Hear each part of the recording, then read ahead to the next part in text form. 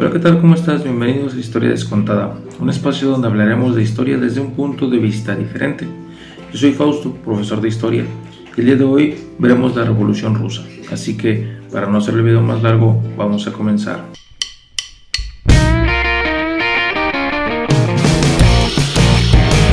Rusia es el país más grande del mundo en cuestiones de territorio, pues cuenta con 17 millones de kilómetros cuadrados y se encuentra entre Europa y Asia. Desde 1547 hasta 1721 fue un zarato, es decir, tenían zares desde Iván el Terrible hasta Pedro el Grande, para después convertirse en el Imperio Ruso hasta 1917, siendo el último zar Nicolás II de la dinastía de los Romanov. ¡Al fin de los Romanov y su dinastía! Previo a la Revolución de 1917, Rusia tenía un gobierno autocrático en el cual Nicolás II tenía al país con mucha hambre, destrucción y muertos por todas partes, como Colima, pero hablando ruso y con mucho frío.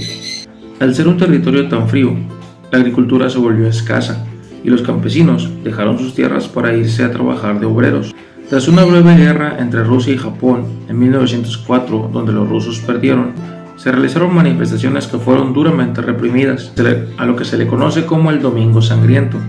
A partir de ahí se crean unos organismos independientes a los cuales se les llamaron soviets. Digamos que la relación entre el pueblo ruso y el zar Nicolás II no era muy buena, que digamos, menos cuando entra a la escena Grigori Rasputin, un místico que se decía que era sanador y hombre de Dios. Se apegó mucho a la familia cuando en 1907 sanó a su hijo único Alexei de una hemorragia por la hemofilia que tenía. Se hizo tan cercano a la familia que inclusive se decía que era amante de la zarina Alejandra.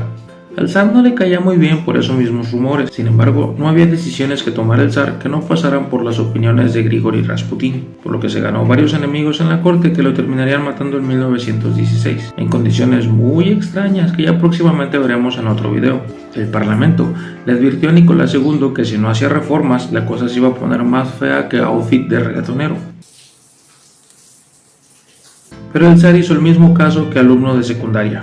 Y peor si le agregamos que la zarina no era muy popular por lo de Rasputin y también porque era de origen alemán. Recordemos que los alemanes eran enemigos de los rusos en la Primera Guerra Mundial. En febrero de 1917 se le juntó todo al zar. Un invierno pegando duro, sin alimentos y la gente harta de la guerra. ¡Odio ser pobre! ¡Lo odio! ¡Lo odio!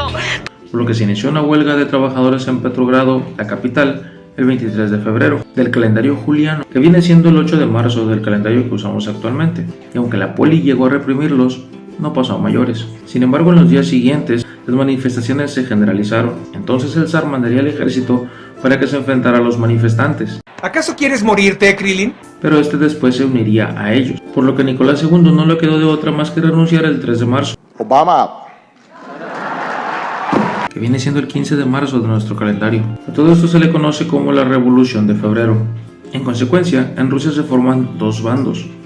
Por un lado, el gobierno provisional, compuesto por políticos de varo, y por el otro, los soviets, que eran consejos formados por obreros y campesinos, o sea, la prole, que en un principio hacían lo que el gobierno provisional decía, hasta que llega Vladimir Lenin.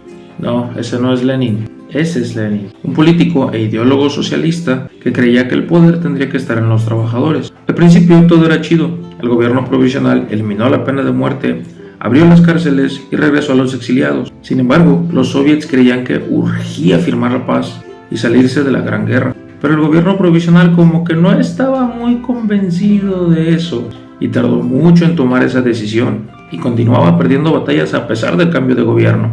¡Ya, Gonzalo!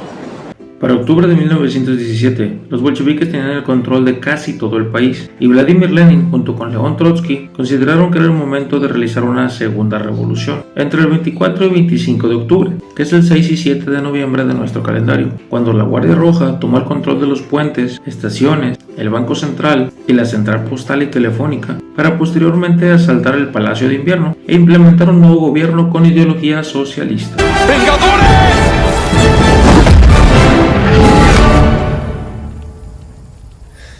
unidos.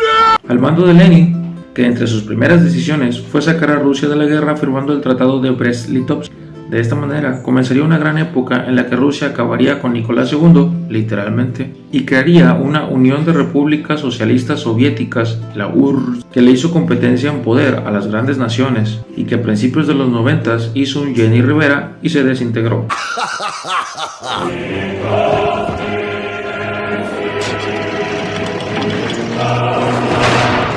Muchas gracias por ver el video. Si les gustó no olviden darle me gusta y compartirlo. También suscribirse si aún no lo han hecho y comentar si quieren algún tema en específico. Síganme en Facebook, Instagram y TikTok, donde subo datos históricos muy interesantes. Por ahora me despido de una frase de León Trotsky que dice: exponer a los oprimidos la verdad sobre la situación es brindarles el camino a la revolución.